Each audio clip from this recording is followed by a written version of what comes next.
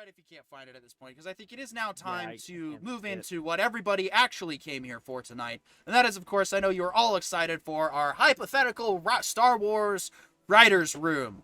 This is the show, this is the portion of the show where we talk about what we like about Ahsoka and Andor and how we'd like to put it into a Star Wars show going forward. We do have this kind of origins of the Jedi and Sith story going that I think is a pretty promising idea, and I think we can either continue with that discussion if we feel we want to keep it going, or we can do what studios often do, and that's pivot to totally something else, just out of nowhere. But I'm down to pivot if you guys are.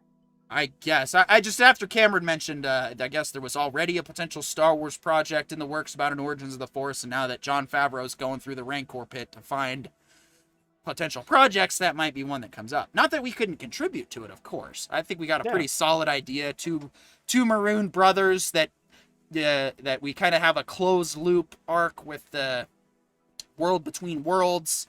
But I also haven't put any thought more into it since. So where do we want to go from here? Well, if we want to continue the brothers here, the piece I wanted to put forward is we're going to have to build character arcs for these two brothers, and Yes. and you know, like, because while we're building out a story for a larger plot of what we'd like to see and do with the Force and Star Wars and whatnot, we should also be building out what these characters are going to be like. I would like one of them to be fairly rational and pragmatic, and the other one to be very passionate and excited. And for you to think that the passionate, excited, hopeful one is who you expect to be the Jedi, and that's the one that's going to turn. Yeah. And the one that's very rational, very logical, and seems very cold, and you kind of don't like him initially, because he's so cold. That's the one that winds up becoming the Jedi, because he's got the rationality to say, you know what? We need to stop this. We need to check the passion. That's it, right? We need to approach this with a little bit of sense of reasonability here. And I like where that's going, but I want him to fall to the dark side too. so you want them to both I hit want the them dark side at some point? both to fall to the dark side, because I'm thinking that maybe, like, let's run this scenario out, and whether we play with it or not is whatever, but let's run this one out. So let's say they both fall to the dark side, so they both become adversaries and a threat to the galaxy. So what do the most of the non-Force users or uninitiated do? They realize that they need to neutralize this threat, so they kill them both, basically, right? And then, when they get ready to bury the knowledge, somebody else says, no, this doesn't seem right. Something went wrong here. Because as you suggest, Corione, the practical one should have been the Jedi and should have gone through. But why didn't he? He must have been tempted by something else. So there is hope that there is a light side path. But in this instance of the origin story, both of them failed. And so now it's up to somebody else to come along and try to do it better than they did. Actually, can I make a suggestion? Of course. I agree. Let's have them both fail, or fall, but have one of them come back and one of them redeem themselves by seeing what basically growing a conscience by seeing what their actions cause. You know what? Let me rewind a bit. So what I'm saying in killing them, that was just a general, like, if they get defeated is what I should have said. So they're defeated and pushed back or pushed down or beat down. They get run off, basically. And as they get ready to destroy the ancient sacred texts that are very brand new, that's when someone says, no, something's amiss here. Something must have happened. One of them can be turned back, or maybe there's a lighter path, and so they start a different, like, sect of Jedi based off of, okay, we're going to take everything they did wrong and not do it. And that's basically one of the struggles of the light side, is just that the dark side can be so tempting, but you have to learn to balance it out. And that's why, I think that's basically confirmed to what we see in Ahsoka with Anakin, because he's clearly, like, aside from Revan, there is no other Jedi that has done that, what Anakin did. Or what Revan did, depending on what you see as canon, not canon. Revan walked both the light and the dark side path. Anakin also did the same thing, just in the opposite of what Revan did. Instead, he died, mostly on the dark side, didn't redeem himself. Whereas, he then obviously redeemed himself in that Ahsoka episode, I felt, because then we saw, okay, yes, Anakin did all those horrible things, but I felt that he was atoned for killing the younglings when he gets set on fire. Like, that's Anakin's atonement for that particular, like, definitely not sin, but act of evil. Because, oh my gosh, that is still one of the cringiest scenes to watch to this day. Like, I remember watching it in the theater first time. The reason I enjoyed it was because it was like, yeah, he had it coming. But I watch it now, and I'm like, man, Lucas did so good with that. Let's get back to that kind of Star Wars. Well, if you want to get back to that kind of Star Wars, I just thought of the ultimate story. So instead of just two brothers marooned, it's three brothers.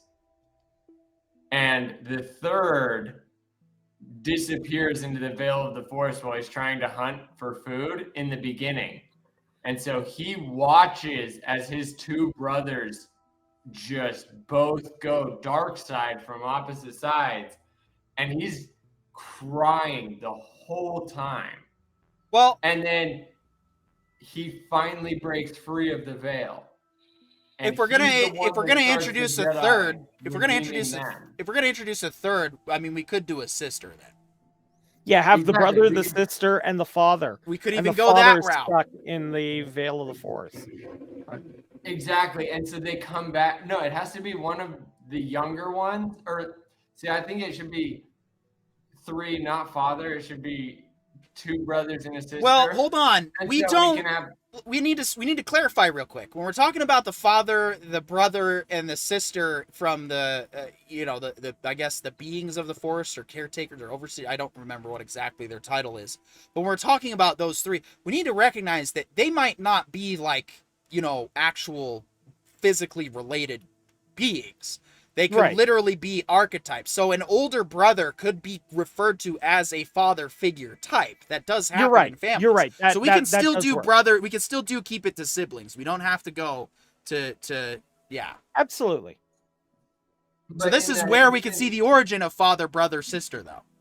But see, that to me, I think is a different story, because I think if we do three siblings, where two of them are fighting forces and we're watching their life untold, and we realize in the last episode that what we were watching is what the oldest sibling was watching happening to his two younger siblings, and they've been losing their heart the whole time because they can't do anything about it. For 50 years their siblings have been wreaking havoc on the galaxy in their own way, and they've just been watching from the veil.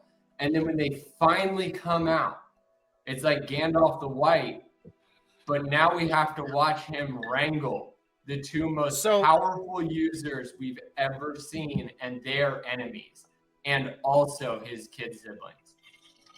Maybe. I'm thinking let's go back to both of the males falling to the dark side, because the father has to walk both the light and the dark successfully. And so Corione's idea of one of them coming back to the light plays perfectly into establishing the world of the world between worlds hierarchy, for lack of a better reference. So we do have version of walking the light than watching your siblings completely obliterate the galaxy. Let me finish, please. And then you come back and love them. So let me finish. So here's what happens. We start with what we were talking about, the two brothers stuff that we have in both episodes, which I'm going to have to reference now and start writing down notes. We have the two brothers, and we have that story play out as we talked about. Like, they're learning new force powers. They may even start discipleship and whatnot. But the ultimate, the climax of that arc is that both of them fall to the dark side. One is very passionate, very hopeful, very full of life, which ends up being our Sith brother in the end. And then the other is very stoic, very calculated, older, obviously, but he also falls to the dark side. But he's the one that'll come back to the light over time. So once we have both of them fall to the dark side, that's when the sister comes in and she realizes, no, there's got to be a better path. We can do this. She helps to encourage the light side. Then we get both her and the younger brother fighting each other, while the older brother, who has found his way to the Veil of the Force, is now seeing all this chaos play out. And that's where we can come in with your idea, John. And that's where he comes, like, that's when we come back into your story arcs. So we've got a lot of character. Man, fuck, this is good. Well, I mean, stealing off Ahsoka. So, sorry, John, you got noise. Oh, sorry. Cycle your connection, please. That sucks. So as an idea, what redeems? So I think one of the things that we do need to ask the question of is, if we are going to have one of the brothers redeemed, what is the motivating event that causes him to realize, what the hell am I doing here? All right, so and hold on. I was going to suggest he thinks he's killed his brother. Okay.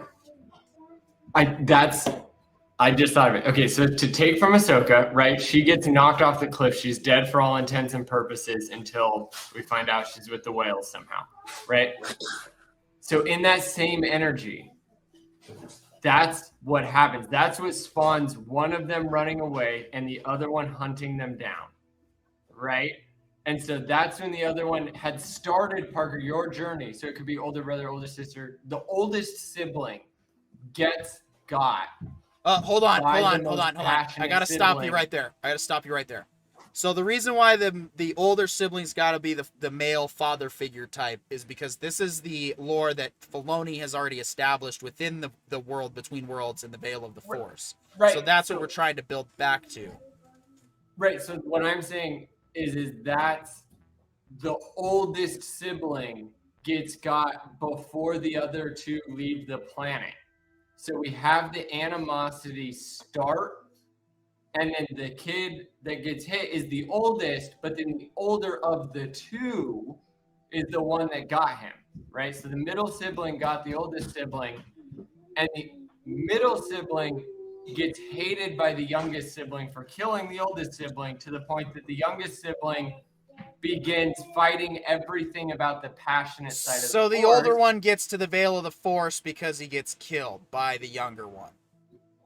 From Ahsoka, stealing from Ahsoka. But what we find out, but the older one was always guiding them down the noble path. And so what, instead of getting this idea of like mothers and fathers teaching you, we can hit the target audience of a lot of America where it's our older brothers that are the ones that are willing to teach us and talk to us about the dirty stuff because their parents are too Christian and too strict and too shy to talk about sex, love, and girlfriends.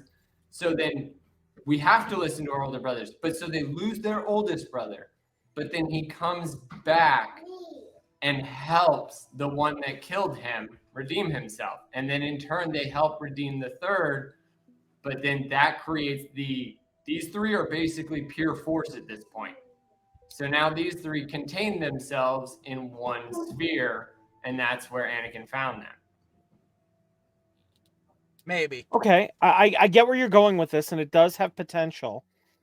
The trick then is we have to have additional characters writing out their story to start the whole Jedi Sith epoch. So that's why we go back to our part. That's the part where we brought in last time about the ship landing while they're in mid-training. So the older brother's been gone the whole time after. So like we get 50 some odd years before the older brother finally comes out of the Force at the same age.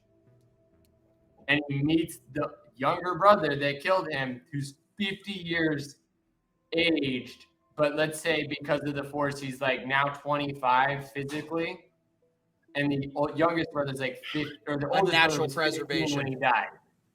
And so what we see is this weird paradigm where the younger one is teaching the older one because he's been watching the whole time, and the one that was the one that killed him, the middle child, he's soloed. He's like Luke Skywalker exiled, and that's how he was able to break the veil, was because the one that was exiled had been just meditating. and slowly tampering with the veil until it cut just enough that his brother could walk through.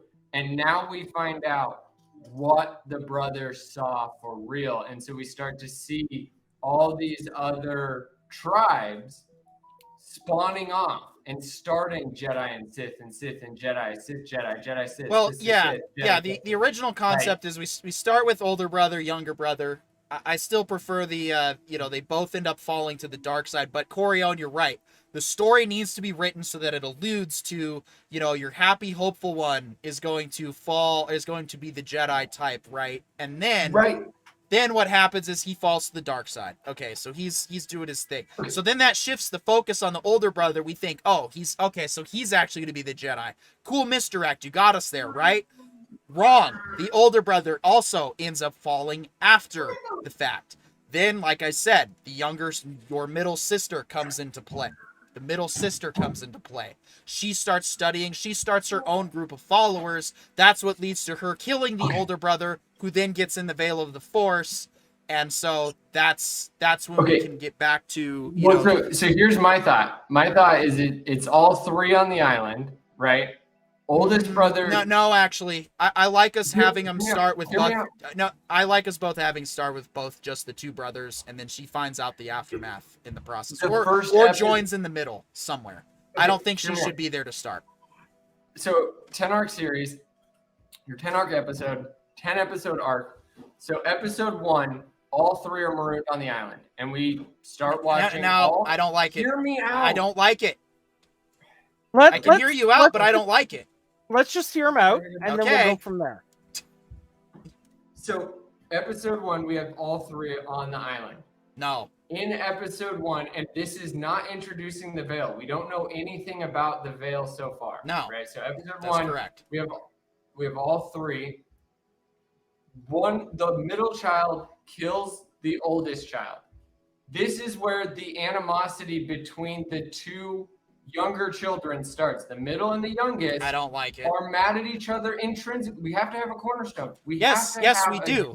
The cornerstone that can also the cornerstone was that the two brothers get marooned. This is based off of last week's episode. Two brothers get marooned. They start learning the Force, and they start taking on disciples, and they start figuring it out.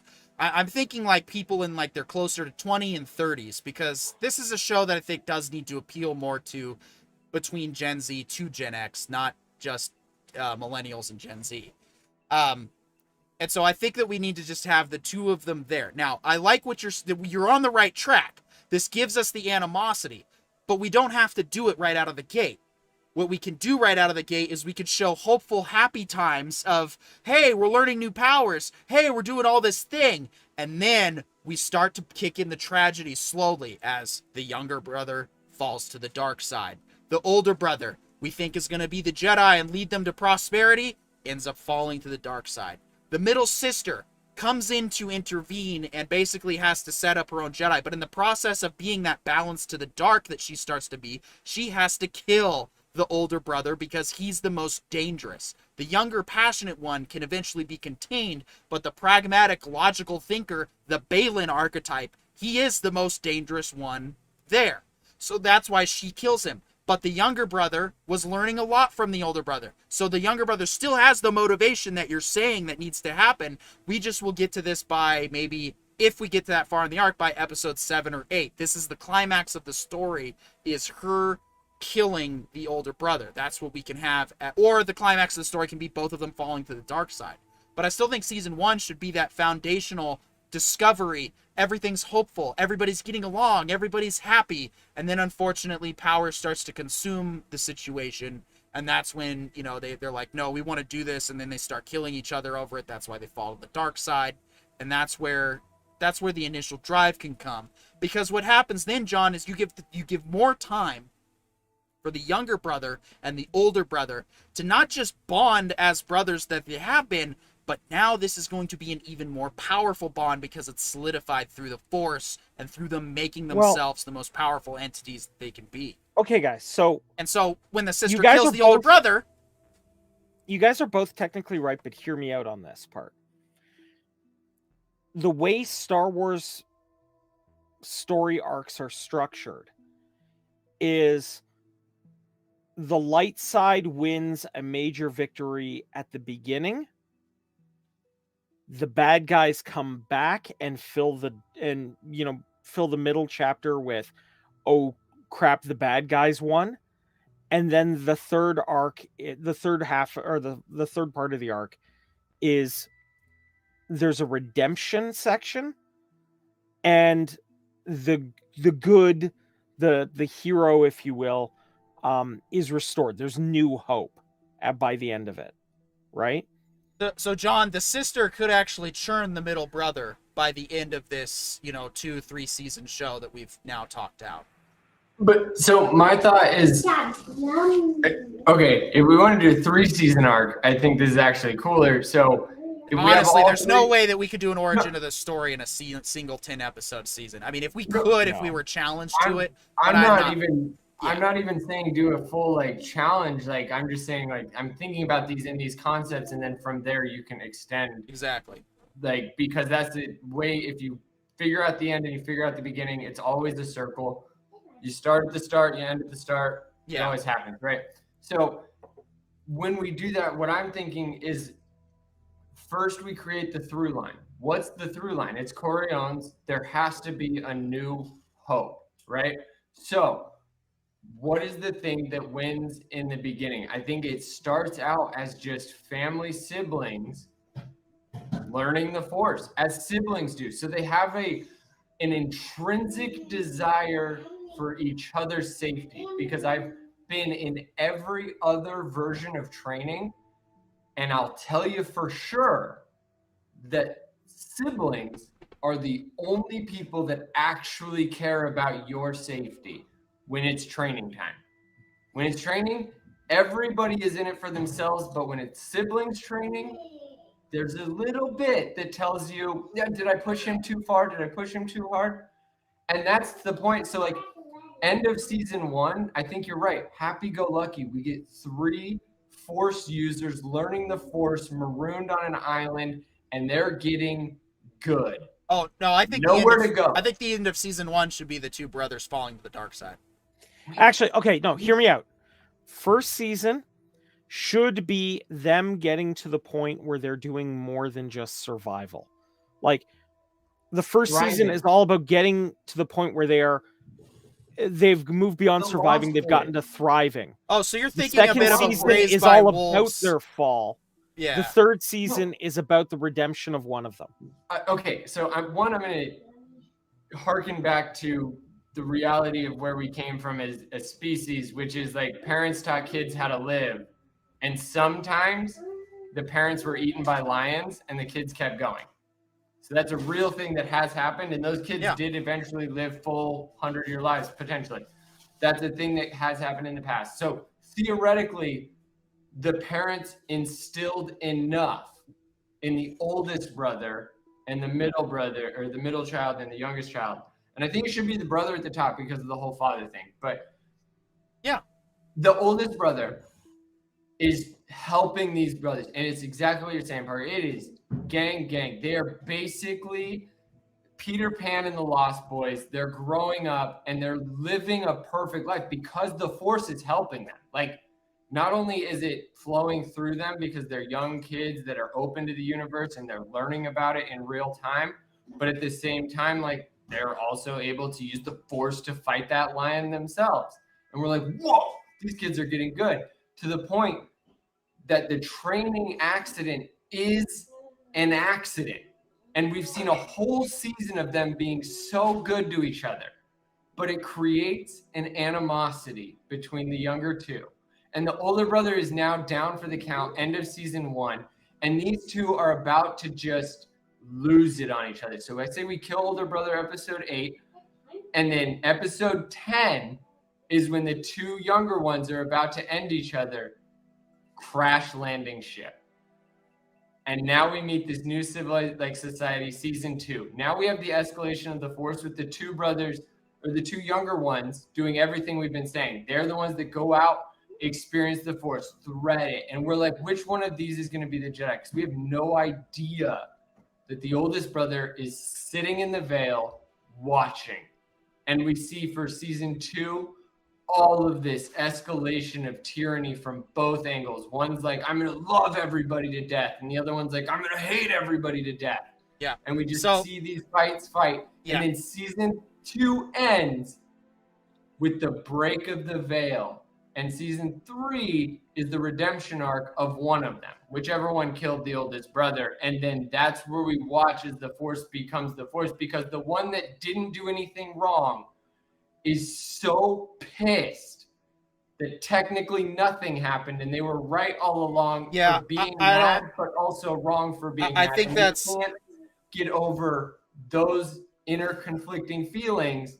And that's where the true dark side resides, which is like, yeah, you can be passionately right and then abuse everybody on your way to kingdom. Yeah.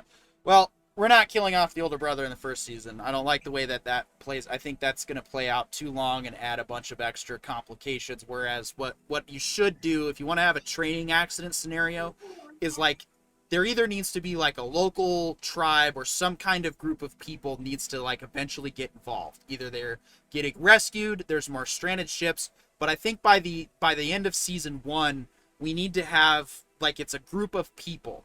Now we can still do what you're saying. The first 3 or 4 episodes can still play out that child survival. This is how they learn to survive, and we can still have the moment.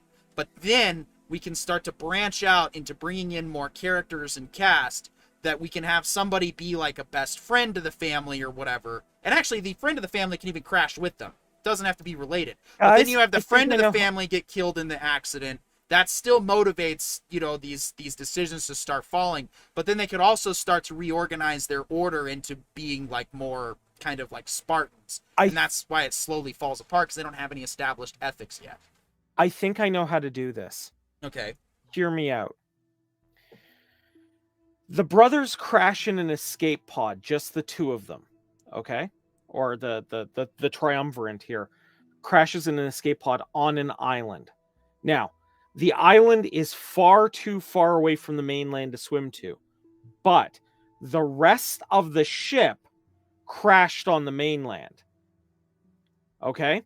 They get it in their mind. So season 1 is going to be, the first arc of season 1 is about their base survival. The second arc of season 1 is about them trying to build a boat to get off the island to get to where everyone else should be. When they get there, they realize that the rest of the crew has been captured by this native tribe of aliens that are using them for some sort of labor. The final bit of the Pirate Island. That's what marooned them. Sorry? Yeah, Pirate Planet. That's what marooned them. Perfect. So the end of the first arc is about liberating the rest of the crew. What starts the second season is now, what the hell are we going to do with these damn pirates?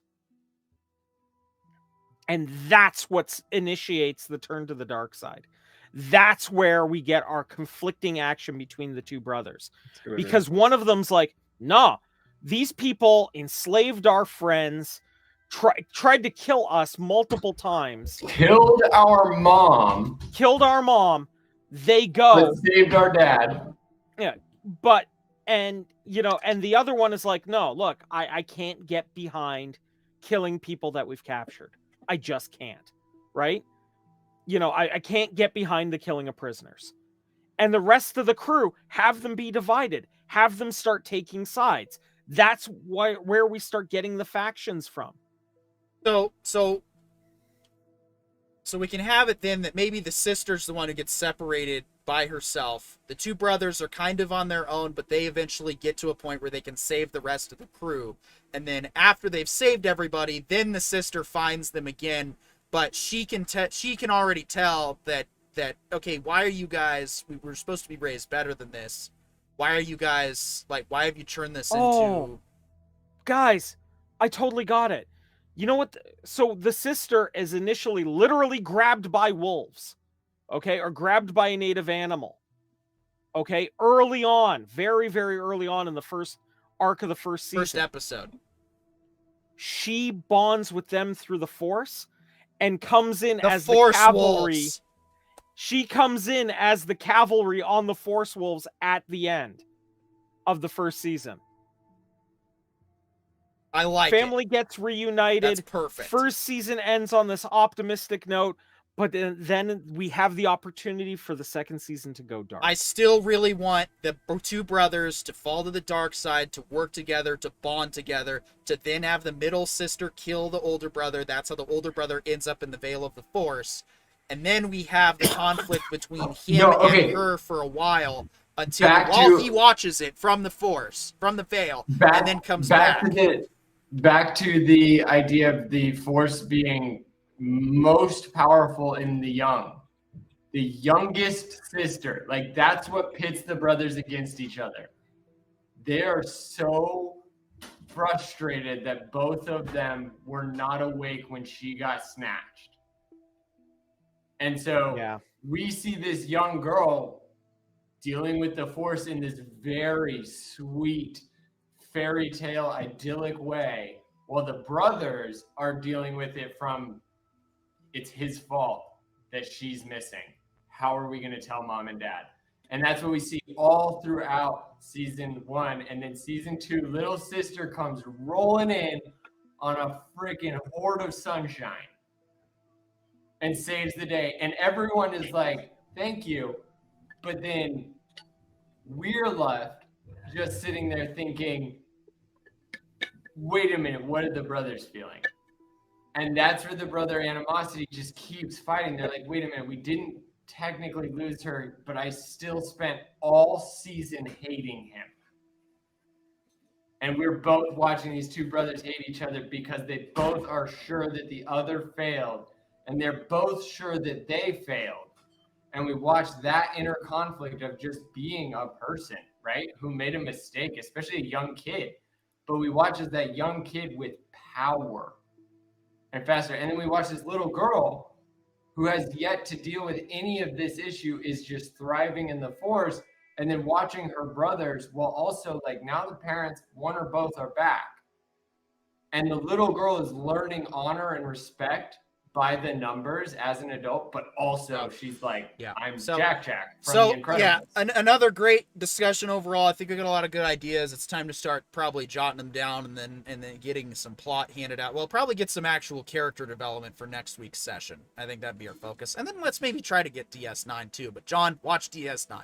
You complain about Andor being too visually heavy, yet DS9 you've praised for being very radio play-like. So come on, just put it on in your ears.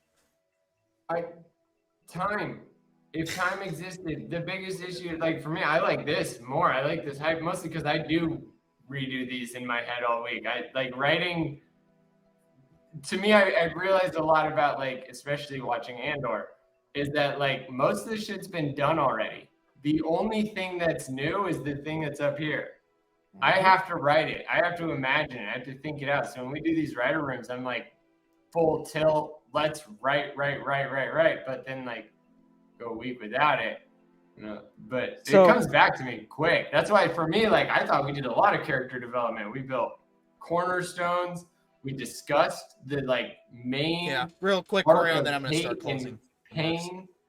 Yeah, so just super quick, one of the things I love about this theoretical writer's room is that we're using an existing IP, because playing in somebody else's sandbox means I have to draw within their lines. Yep. Right? And having to sit there and go, okay, let's see where we can slot into the established lore so that I'm not breaking canon, but what I am doing is expanding the existing canon. And that for me is an exceptional challenge, because I can't just make up my own rules here. I have to use their rules. And that to me is a fun challenge about this. Yeah.